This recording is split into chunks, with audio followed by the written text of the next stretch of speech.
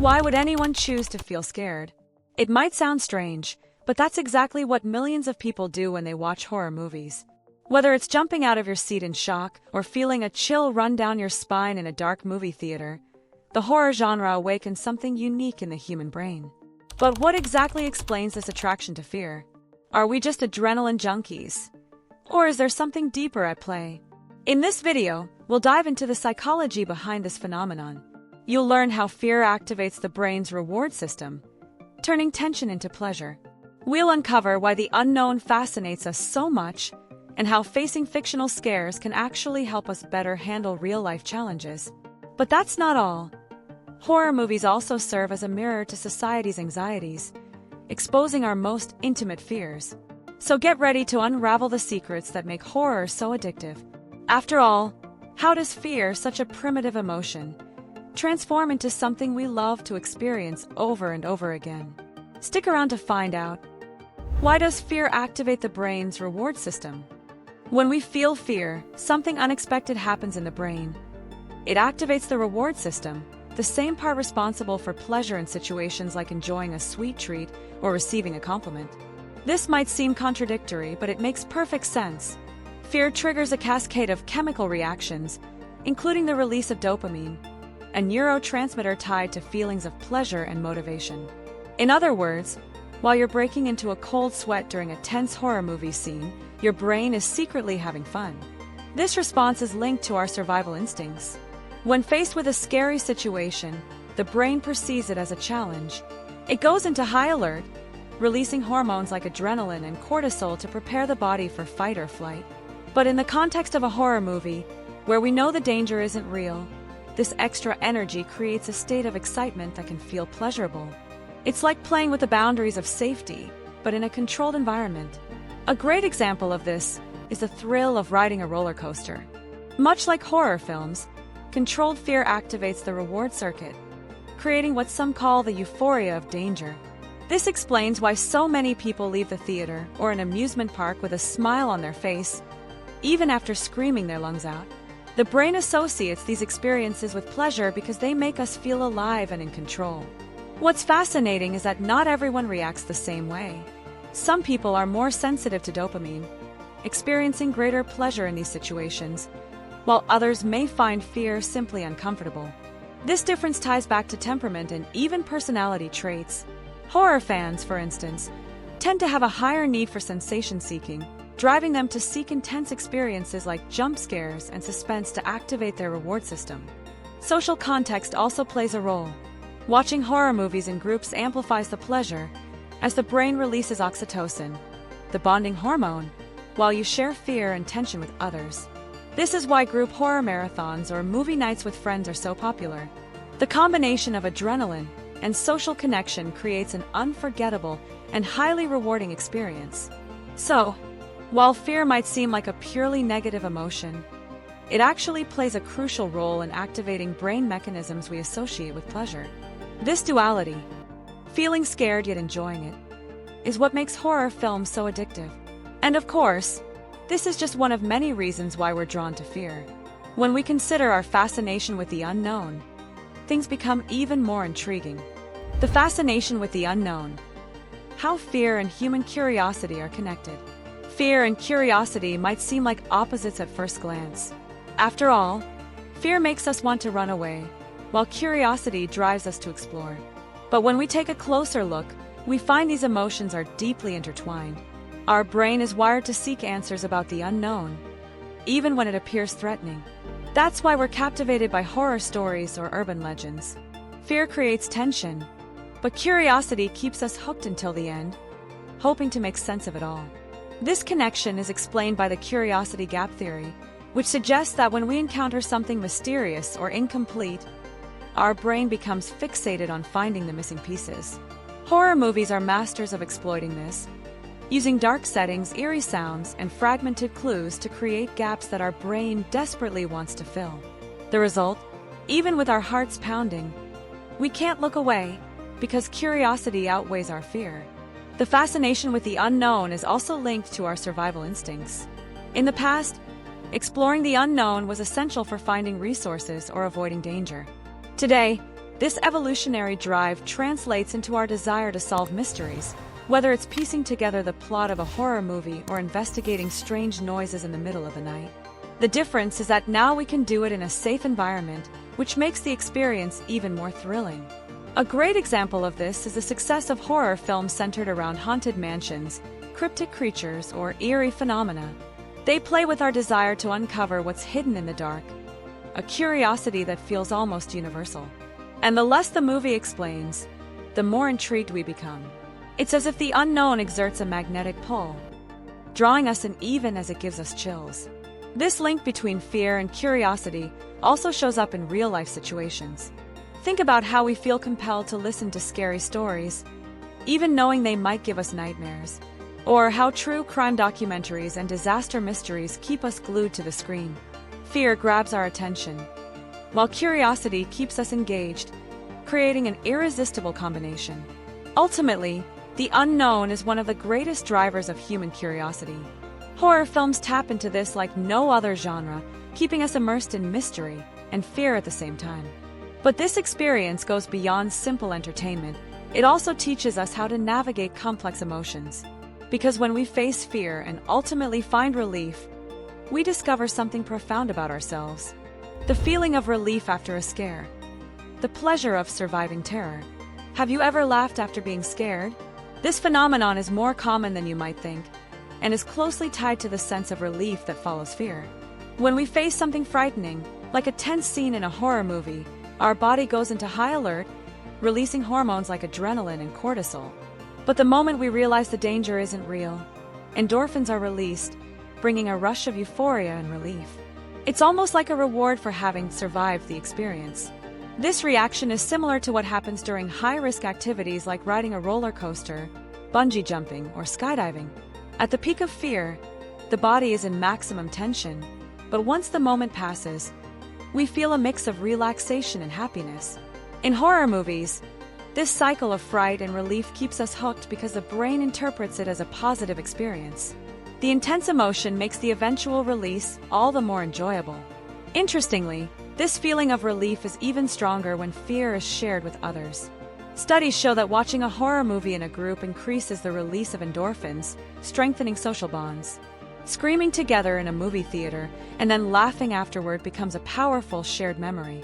This collective relief creates a positive association with the moment, even if it started with tension and fear. This dynamic also offers emotional benefits. Controlled fear, followed by relief, can help reduce everyday stress.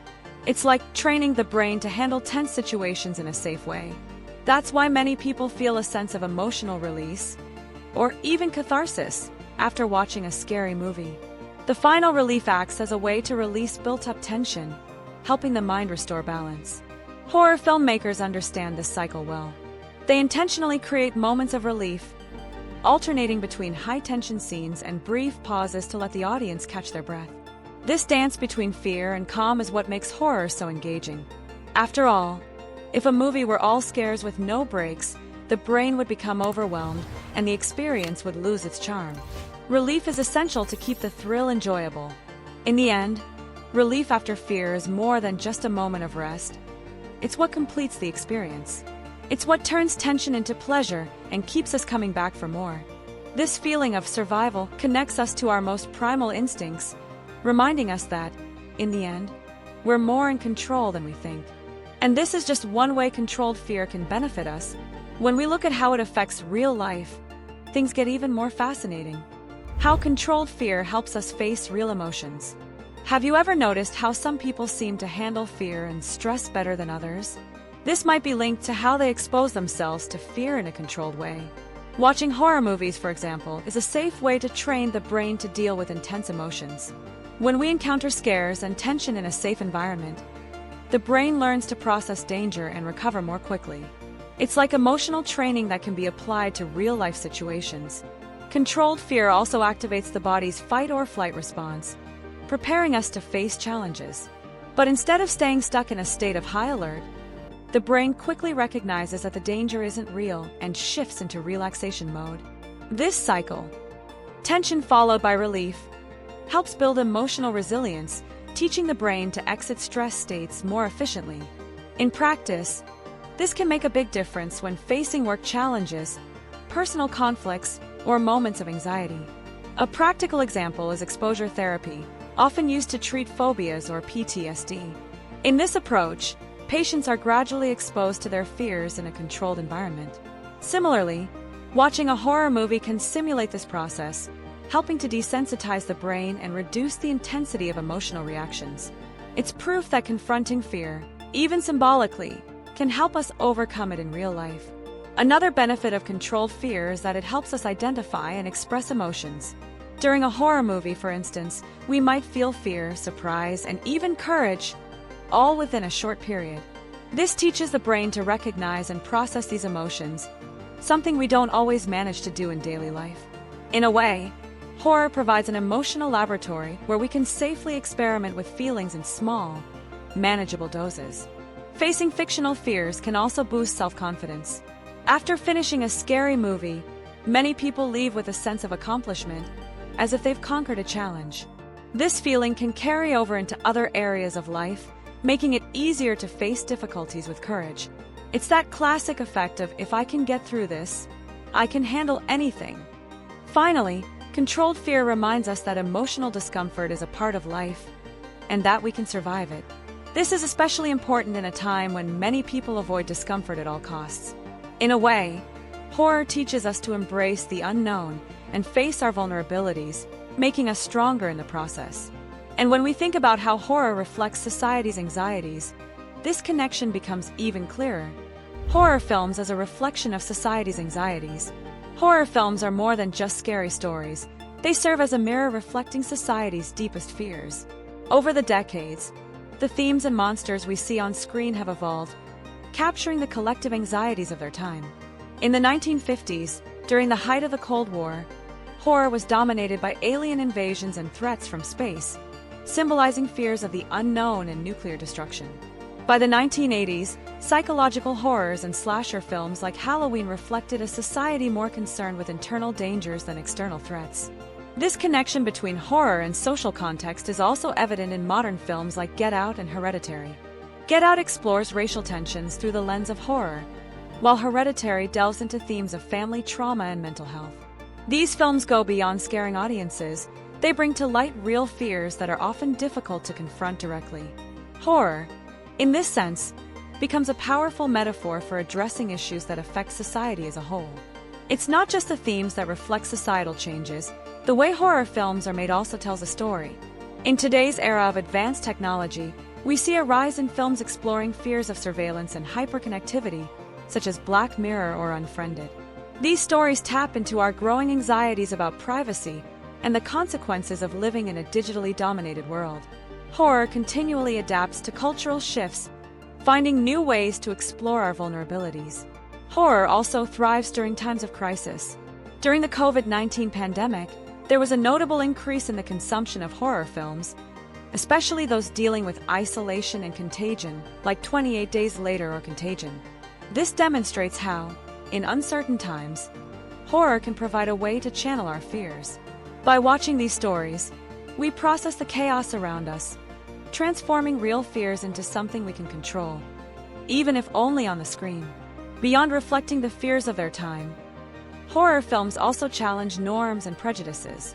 Many productions put women or marginalized characters in the spotlight, portraying them as heroes who confront evil and emerge victorious. Films like Alien, with the iconic Ellen Ripley, or A Quiet Place, where a family overcomes unimaginable challenges, subvert expectations and create space to discuss social change. Horror, in this way, becomes a tool for cultural transformation, showing that fear can be both a reflection and a driver of progress. So, when we watch a horror film, we're doing more than seeking thrills, we're connecting with the fears and concerns of our time. These films remind us that horror isn't just an emotion but a powerful language that helps us understand ourselves and the world around us. And perhaps the next time you watch a horror film, you'll realize that the true monster might just be the society we live in, or even our own minds. After exploring the psychology behind horror films, it's clear that fear goes far beyond jump scares and screams in the dark. It activates our brains in unique ways, connects us with our deepest emotions, and even helps us tackle real-life challenges. But what about you? What draws you to horror movies? Is it the adrenaline rush, the curiosity, or maybe the sense of relief after a good scare? Let us know your thoughts in the comments below. And if horror isn't your thing, tell us why you steer clear of it. Who knows, we might learn something new about fear together. Don't forget to like this video, subscribe to the channel, and turn on notifications so you never miss out on fascinating topics about the human mind. I'll see you in the next video, where we'll uncover even more secrets about what makes us who we are. See you there.